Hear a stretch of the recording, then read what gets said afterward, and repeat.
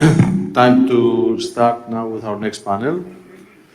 The discussion we will be having is on the leveraging capital for energy projects through innovative financial instruments. And it's a great pleasure for me to be moderating this panel with an excellent set of speakers.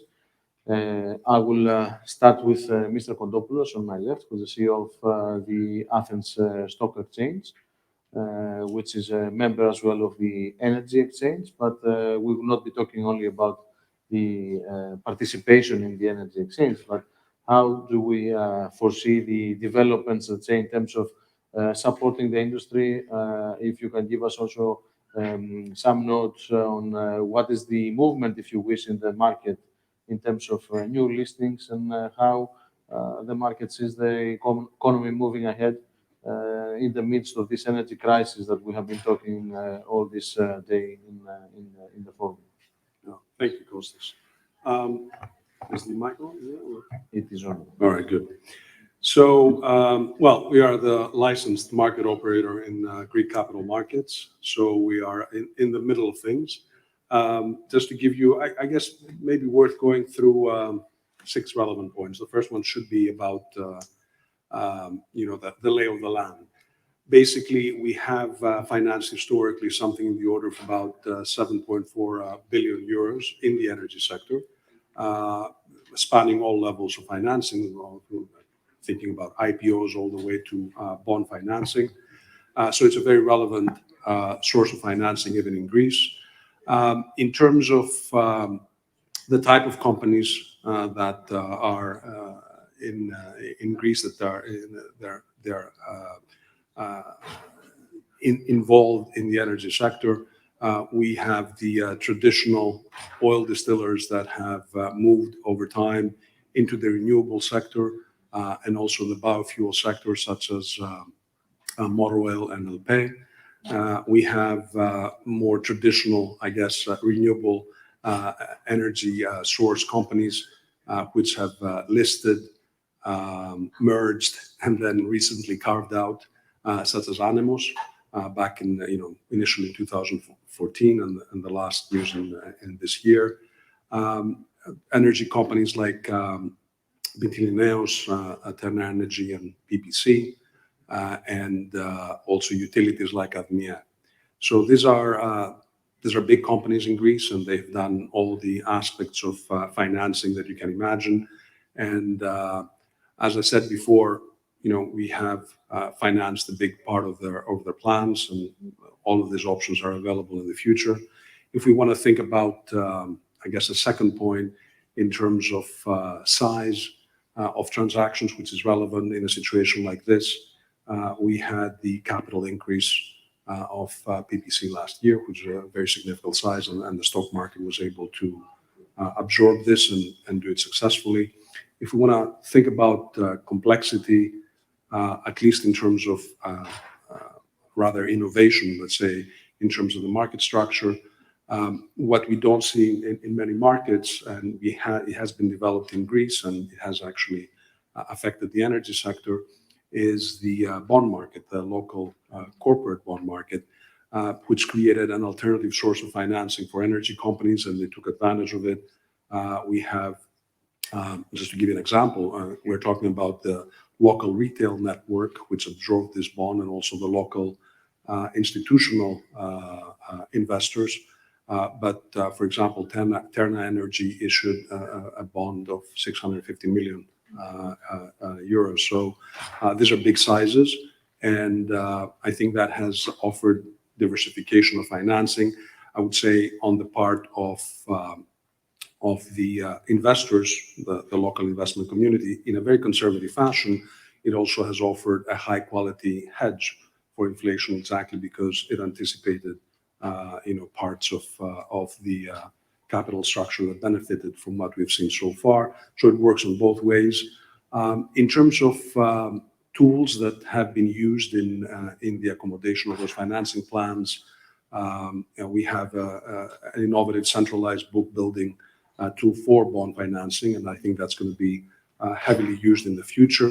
It also we created an anticipation of this, a subset of this bond issuance, the GreenNet ATHEX bond site, which basically promotes sustainable bonds in the energy space that effectively look at the sustainability criteria, and we promote the issuers' efforts in this process, which also has implication about their ability to finance themselves at a different price level than other alternatives.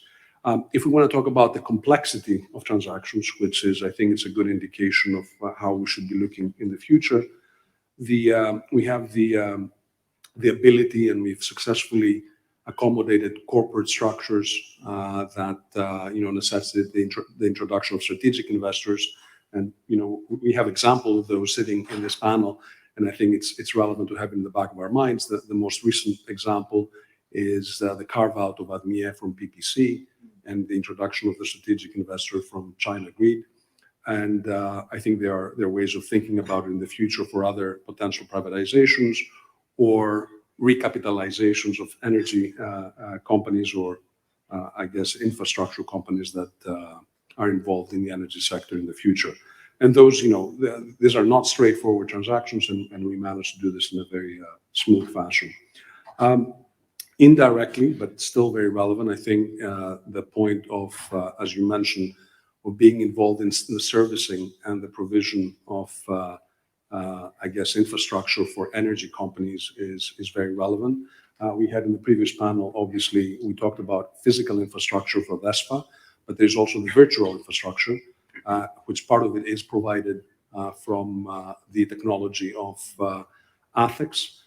So you can think about it in the allocation of gas capacity, auctioning mechanisms. This is basically our provision of those services, as well as the docking slots at Revithusa. Those are auctioned by technology that ATHEX is providing. And these are important because they can be replicated in different situations and be accommodated in special circumstances that, as you've mentioned several times today, this whole history, this whole experience has been full of special circumstances. So having the agility to adjust is important, and this is part of, I think, what helps the energy sector. More importantly, we are a major shareholder of Ennex, which is the Greek energy exchange, and we are also not only providing services to them for the electricity market, intraday derivatives, and so on and so forth, but also the gas market. And we offer similar services on the electricity side for the region already with Alpex, which is the Albanian and Kosovo market. So we are effectively both directly and indirectly involved in several aspects of the promotion of financing and expansion of the energy sector. And I guess we are here to declare that we're present, ready, and we can deal with any sort of complexity that is necessitated. Indeed, we have been talking also about regional cooperation and the notion of Greece having in the north a gas hub, an energy hub for the region, and ATHEX with the services and with the moves of Hennex and with the clearing services and the exchange services that we're offering in the region itself. I think we are moving one step ahead, let's say, in this direction to be able to actually claim that we have a real hub, both virtual and physical hub in the region. I'll move now to Andrew Herkovich, Chief Development Officer of the U.S. Department International Development Finance Corporation, DFC, from Washington, D.C. And I would like to ask, how do you see, with this energy crisis and looking at it from the other part of the world, from the other part of the Atlantic, do you see that a lot of projects that we have been mentioning here all day in terms of infrastructure projects, energy terminals, are projects that they will be interesting for financing? And what kind of tools do you believe that we could enhance and mobilize to see these projects actually coming into fruition at the end of the day? Because we had also the CEO of DESFA, Ms. Kali, did mention that we have a lot of projects, a lot of interest in many of these projects, but the financing solutions or the support sometimes that may be necessary or not from other institutions, other, let's say, EU, at the EU level, institutions might be necessary, might be missing, and we may not be seeing, let's say, financial closure of these projects so simple. So what is your view on Great. So thanks, everyone, and thanks everyone who's stayed for this hour. Is there interest in financing? We wouldn't be here if there wasn't interest in financing. So you saw a really robust presence from the U.S. government here today. We had several high-level people from Washington, D.C. here, several of our ambassadors from the region. This is one of the top priorities for the Biden administration right now, is to try to address the energy crisis in Europe using all the tools that are available to us, to the U.S. government. So now the question is can we act quickly and can we act smartly? And even if the transactions aren't right for us to finance, I think there's no question that there's interest in financing these types of transactions. Let me give a little bit of background on DFC. So the U.S. International Development Finance Corporation, formerly known as OPIC, the Overseas Private Investment Corporation, is a new institution that was created about 3 years ago. And we're the U.S. government's development finance institution, but there were a few changes that were made. Some of them quite significant. One, we have a cap of about $60 billion for financing, and we're only using just over half of that right now. We did about $6.7 billion last year, about 140 projects. And we can do debt anywhere from $1 million to $1 billion. We can take equity positions, but one of the most significant changes also is the fact that we don't have any U.S. nexus requirement anymore. So we can provide financing to Greek companies, French companies, companies from almost anywhere in the world where there's not even a U.S. nexus. Obviously, we have a preference that there be a U.S. company involved in some way, but it's not a requirement. And that really has opened up the world to what we do. The other significant change is that our mandate has changed. OPIC was really designed as an agency that was seeking to help mitigate the risks for U.S. investors making overseas investments. And DFC's mandate's a different one. It's to advance development and foreign policy. And the crisis, the energy crisis that we're seeing right now, is at the nexus of development and foreign policy. Now, another change is that DFC's mandate is to focus its efforts in low-income and lower middle-income countries and do some transactions in upper middle-income countries. So you would think that that would take most of Europe out of the equation for DFC, but Congress gave us a special exemption for financing energy transactions in Europe, in Eurasia, in high-income countries. So everything energy related almost everything is fair game for us. And that's why we're here, because we want to see what we can do and what we can be involved in, whether it's helping finance FSRUs or potentially financing other types of transactions that are related to the energy and power sectors as well.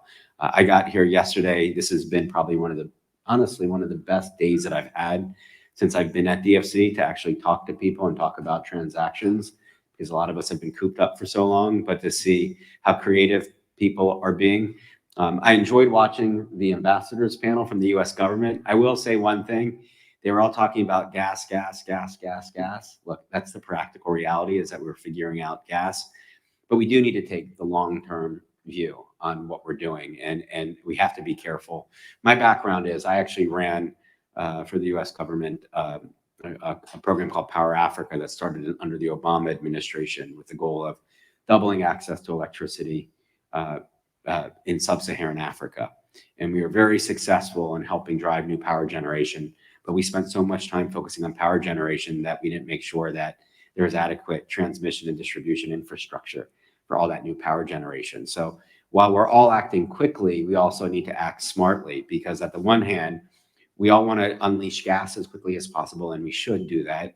But we also have to think through, I heard one of our ambassadors talking about nuclear, but you asked the question, how many years is it going to be till modular nuclear is commercially viable? Is it 2 years? Is it 5 years? Is it 10 years? Is it 20 years? Because all of these things, and you hear everyone talking about green hydrogen as well. There's a lot of hype about green hydrogen. And I talk to very smart, close friends who say, no, this is real. But are we going to see this become commercially viable? But if you're getting ready to build an FSRU and build new pipelines, are you doing that in a smart way so that if green hydrogen does become a reality, you're earning the returns that you need to return? So that you need to earn to make this commercially viable. We got to make sure that everyone, and I think it's human nature.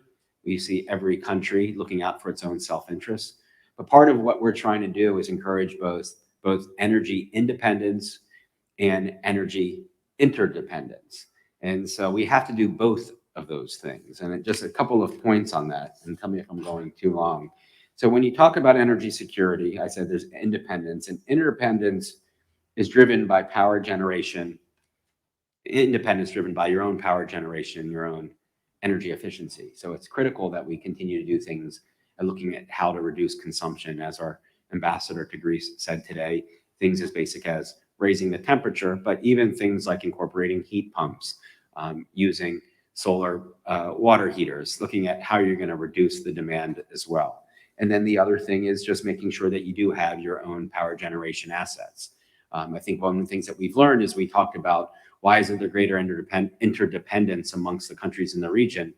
Well, there was a lot of interdependence on Russia, and look what happened. So I think everyone has to be cautious when you're doing that as well, that you have to build into the cost of your power system and your energy system some level of redundancy so that things do go wrong. And so as we look at interdependence, that's going to be driven by pipelines and transmission lines. And part of DFC's strategy is to promote cross-border transactions. So we get very excited when we hear about potential transmission infrastructure coming from Egypt to Greece. We get excited when we hear about the pipelines as well. So the reason that we're here is we want to be part of both the energy independence story, but also the interdependence story with the countries that are in this region. A lot of the countries in the Western Balkans, in fact, are upper middle income countries, which means we can do more than just energy there. But we're here to see how we can be supportive, and this is why you see such a robust presence from the U.S. government. So thanks for having us. Well, thank you for being here with us and listening, passing the good news to us that, you know, U.S. funds from the DFC are actually available here and probably competing with EIB projects maybe on funding. I will give the floor now to Mr. Ioannis Kaltsas. He is the head of investment team for Greece and Cyprus. And, you know, we have seen EIB's support heavily, a lot of infrastructure projects in the area on energy. I would like your comments on the recent announcement of the 10 billion euro for supporting the just transition mechanism on a few countries, and Greece is one of them. On top of that, you have been working as well on the mechanism for the clean transition of the Greek islands through this mechanism of the CO2 emission allowances that have been allocated to the country, which may lead to about 2 billion euro of subsidies to the Greek islands for decarbonization efforts, let's say. So, you know, we have seen a lot of support from EIB. There are a lot of projects that they would be keen of financial support from the bank. I would like to hear from you also what are your plans and, you know, the news around the announcement and how you're supporting the just transition mechanism. Thank you very much. First, allow me to correct a little bit the truth. We're not a competitor with OPIC. You know, when I was several years ago an investment officer in Africa and Latin America, we used to co-finance a lot of projects. And I'm particularly happy, I have to say, that OPIC does not only support American companies anymore, that this limitation is over, because the European Investment Bank always has been open in terms of procurement and in terms of all the companies that it's supporting. I think, however, to correct the truth, probably OPIC is more popular these days because you finance gas. We stopped financing gas 3 years ago. I mean, we have some face-off projects with Maria Rita and DESFA, and we stopped financing lignite some 18 years ago. So having said that, some of the ideas about hydrogen-ready pipelines, this is where we give our strength, our support.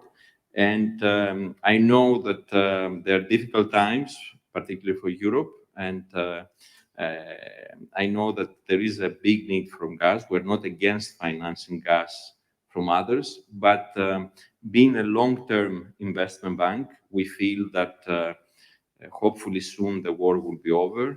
The energy crisis certainly at some point will be over. The climate change crisis, however, will not end soon.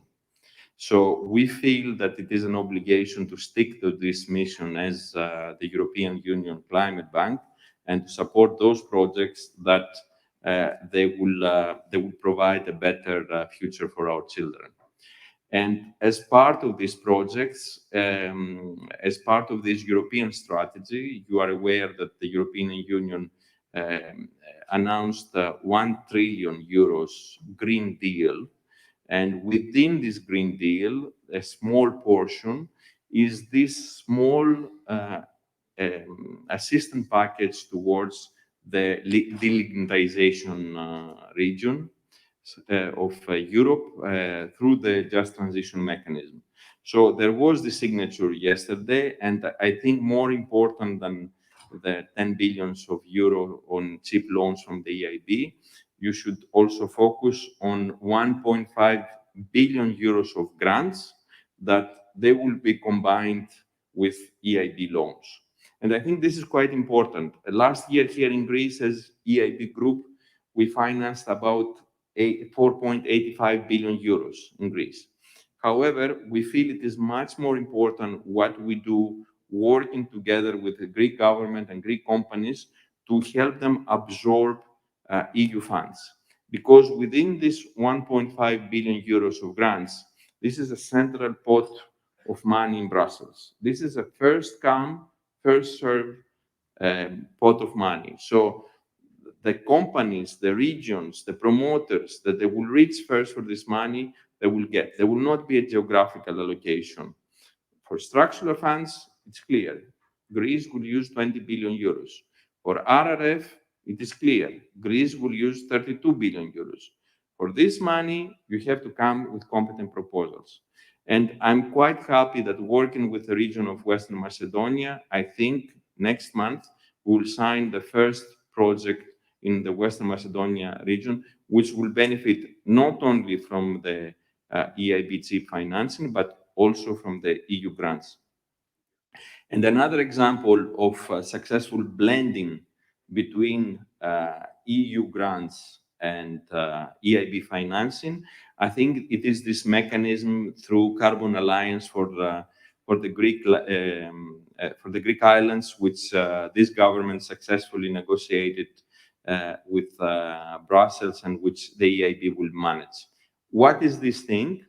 Well, you mentioned 2 billion euros, but what happens there is there's a number of carbon allowances that when they're monetized, they produce a sum of money, and this money will be used towards grants for projects in the Greek islands.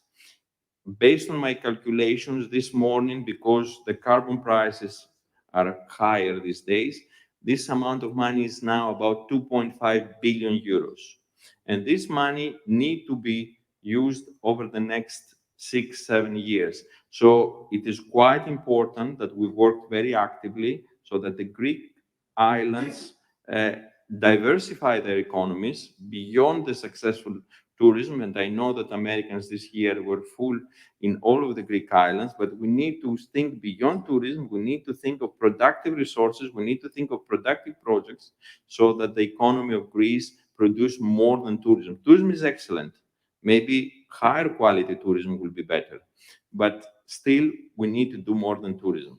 So within Quest and in cooperation with OPIC, with all available partners, we're more than happy to help promoters to come with projects and then also to finance them. Thank you very much. Thank you, Mr. Kantsas. I will move to Mr. Neil Robert Brown, the Managing Director of KKR. We have heard a lot all this morning about the turbulent times that we're living through, and the energy markets are experiencing a lot of uncertainties, volatilities, surprises, problems maybe even in the supply chain. And even now we have heard some preferences also in terms of the various forms of energy that we are keen to finance. how is KKR addressing all these issues and navigating through this energy crisis? And what is the the main risks that you are identifying moving forward?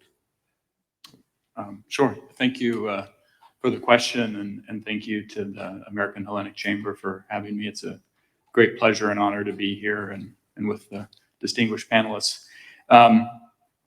As a starting point, well, first maybe just a word on KKR. I know it's not a household name. It's a U.S.-based global investment firm. We manage close to $500 billion in assets under management. About half of that are in equity products, including infrastructure, energy, climate, technology, and then about half in private credit. My own role is with our Global Institute and our infrastructure business, which basically means I spend a lot of my time focusing on regions of the world that really aren't on the radar of mainstream investors like KKR, but also our peers. And so in that capacity, have spent a significant amount of time on Greece over the last couple of years, and are quite frankly very constructive on the opportunities here, even despite the headwinds of today, if you look at the long term. I think to your question, and I guess I should say actually, across Europe, we're very heavily invested in energy sustainability and security, from owning distribution grids in Finland to the largest waste energy company in the UK, solar and wind across mostly Southern Europe, but including Austria, Slovakia, et cetera. And in this region, would focus on just mention a couple things. One is we do have in our portfolio one of the largest LNG producers in the United States. And then also we're in the process of finalizing a very significant investment in Bulgaria in power generation and baseload, which would be a good platform for the region. So there's a lot going on, but it's a good time to be in the geopolitical risk business, which means that it's not so good time in the world. I think there's some good news and bad news. I think the good news is there's record dry powder available. There's capital sitting on the sidelines ready to invest in the kinds of projects that we've talked about today. And I take the point that we've talked a lot about the gas projects as the near term, but certainly in renewables. In fact, the hunger for renewables and other clean energy investments remains incredibly strong around the world.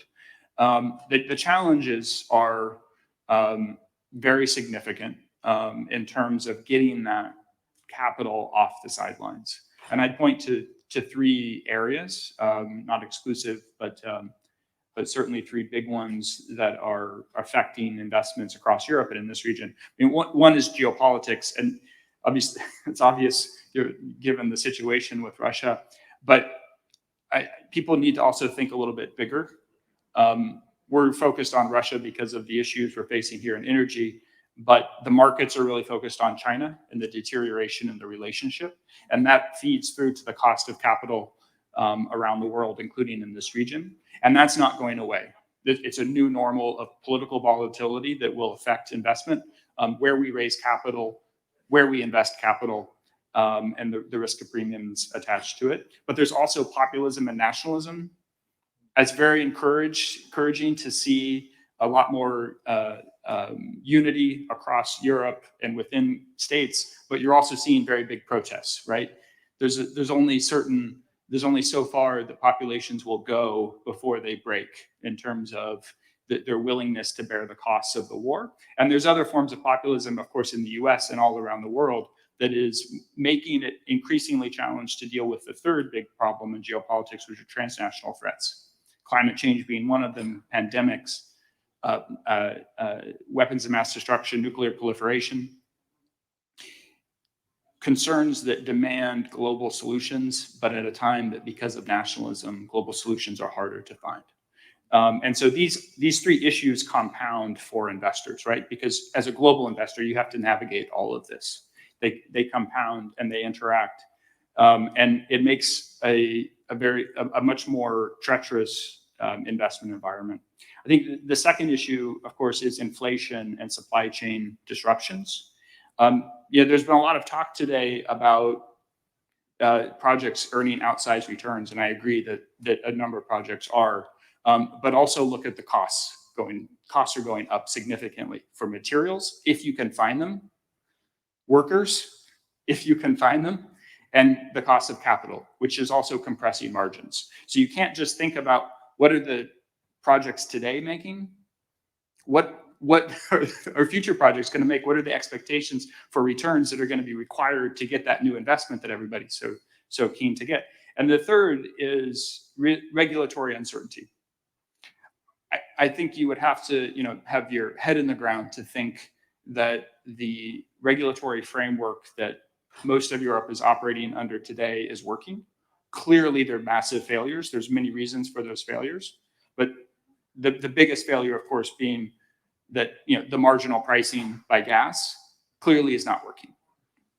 However, a number of the solutions being talked about sound a lot like shooting yourself in the foot.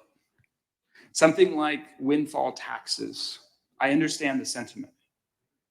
But why are you penalizing investors in renewables, for example, that you want to do more investment?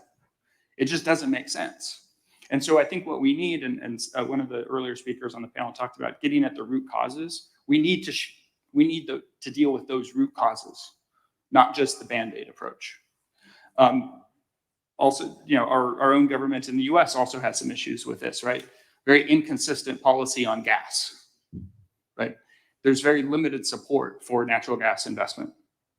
The DOE is still sitting on decisions that would allow more export of US LNG, right?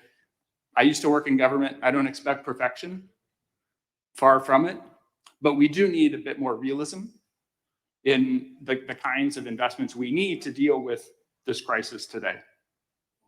And if an investor is willing to put money into a gas project, they're taking the risk at the tail end, right? So I think the accumulation of that is you're in a situation now where you have higher risk premiums, so higher cost of capital. You have more competition for the capital that's willing to come off the sidelines. And I do worry about that somewhat. I worry about that in this region because other parts of Europe, Western Europe, particularly Germany, is charging ahead to go out, to get contracts, to get investment. And this region is still a little bit behind. I would say that Greece is an exception to that. I think Greece is really outstanding, but the rest of the region is still struggling. And then there's also a flight to safety, right, which compounds the other two. So there are real challenges. I think I sound more negative than I expect to be. For us, how do we approach it? I mean, the first is, we recognized 10 years ago that you needed geopolitical expertise in-house. You needed macro expertise in-house. You needed ESG decarbonization expertise in-house, because these are the things that can shift an investment. So these are the expertise that you need to be able to make investments, like investing in a lignite plant in Bulgaria in the middle of the biggest energy crisis in European history. You got to have some expertise to understand the situation, to be able to build an investment thesis, to make that work and to clean it up, right? So that's our approach in terms of being a good partner to be able to make investments. Second is disaggregating risk, really trying to break it down. Commercial risk, technology risk, regulatory risk, political risk, and see what we can do to mitigate various pieces of it. You can't mitigate the whole thing, but you can take pieces. And that leads to the third piece, which is you always have to have good partners. You have to have good local partners, corporate partners, SOEs, but then also other government partners, organizations like the EIB, like DFC, that can help you mitigate certain pockets of that risk to then bring down the cost of capital. Thank you very much, Neil. Because we don't have a lot of time, we're running out of time actually. What I would like to keep is, if we consider these main two changes and risks moving ahead, the inflation going up, maybe cost of capital going up, do we foresee any risks for the energy transition targets of the EU? I mean, we do understand not everything that has been said before. Maybe I will just on the comments from the rest of the panel members, because the supply chain risks as well, they are jeopardizing renewable energy investments as well, because there is a lot of hype around renewable investments everywhere in the world, in Greece included.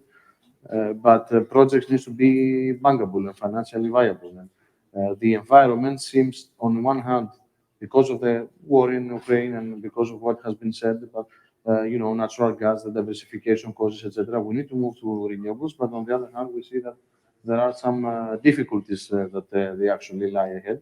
And I would like to comment how this can be addressed. Maybe each one of you, from your perspective, with various tools, smart ways, or smart instruments that they may be in place, or anything else that you have in mind, if you can have that in a kind of a short, if you wish, statement, so that we can close the discussion. And I will start with Mr. Kodopoulos. Thank you, Kostas. So I think, look, it's, I mean, the reason that we're talking about risks right now is because we are living through them. It's not that those risks did not exist 2 or 3 or 4 or 5 years ago. So the point here is you can't know. It's absolutely under threat, the path to renewables. And I can tell you it's under threat because guess what? I mean, we cannot typically predict, or the regulators or the investors, 3 or 4, 1 year ahead. They certainly cannot predict. We pretend that we predict, but we cannot really predict 50 years ahead, or at least the range of error is substantial. So what do you do? What you do is that you need to, and I think Neil touched on this, you need to diversify your sources of, the path that will take you there. So a private equity firm, will eventually come to the stock market and, use that potentially as an exit once, certain things have been advanced well enough, they met their targets, and now they pass the torch. But what I would argue, and that's obviously tainted by my new role, is that you need to be thinking about equity and cost of capital. If you're thinking about, oh my God, interest rates are going up, well, equity is another way of looking at it, not just private equity, but public equity. And it's good guidance to be thinking about public markets, especially in situations where you have high risk, because guess what? The public market will give you signals, and you want those signals as quickly as possible. Recognize that they're unavoidable, and just use all possible sources of financing that you can if this is where you want to go. Let me stop here. 30 seconds. 30 seconds. If you can, because we don't have 30 time. seconds. So you stole my point. I talked about energy independence. Part of energy security is having the diversified energy mix. And this is it's absolutely critically important that you have a diversified energy mix. And that's what DFC is supporting, all the different technologies, because an energy portfolio is like a stock portfolio. You can't predict what's going to happen. You can't predict that suddenly solar panel prices are going to skyrocket. You're going to have inflation, and all of your points were excellent. This is what we're seeing happening. And the expectations that happen, or that suddenly there's going to be a shortage of gas, but if suddenly everything gets worked out in Ukraine and suddenly everything goes back to normal again, and then everyone's made all these investments. So you have to build both the diversified energy mix, but also flexibility into what you're doing. So the question is, if you're going to build a new pipeline, are you going to build a pipeline that can accommodate green hydrogen? So you don't have to rebuild that later on. Then you're going to have to really get some expertise to see, is the green hydrogen play real, or is it just a lot of hype? So it's all about making sure that you build in diversity and flexibility. Just very quickly, my belief is that the very high current energy prices will produce much quickly transition actually to new energy resources and technology breakthroughs. We see startups that they do crazy proposals, or some will say crazy proposals, but there's a lot of investment in innovation and a lot of investment from big players to renewable energy. So I do believe that this current crisis actually will accelerate the energy transition. Thank you. And Neil, very, very good. I completely agree with that. I mean, energy transition is a juggernaut that is moving, and it's going to be one of the largest transformations of the global economy ever. And it's a mega theme for investors. Whether there are specific targets hit or not, I don't know. Nobody can predict that. the question for me is, so I'm convinced that Greece will have an important role to play. It will be a leader in that transition. It's doing the right things. I worry a bit about the region. And so to me, the question for this region is, will there truly be a regional approach so that the entirety of the region can benefit, and also be a leader? There needs to be more integration. There needs to be better public-private partnerships, a whole range of steps. I think the potential is there, but it takes a lot of work. We can't be complacent. Thank you very much. And we can now move to the next panel with Mr. Spirtounias moderating the panel. So please, the floor is yours. Join me in applauding our speakers because we have had a very excellent discussion.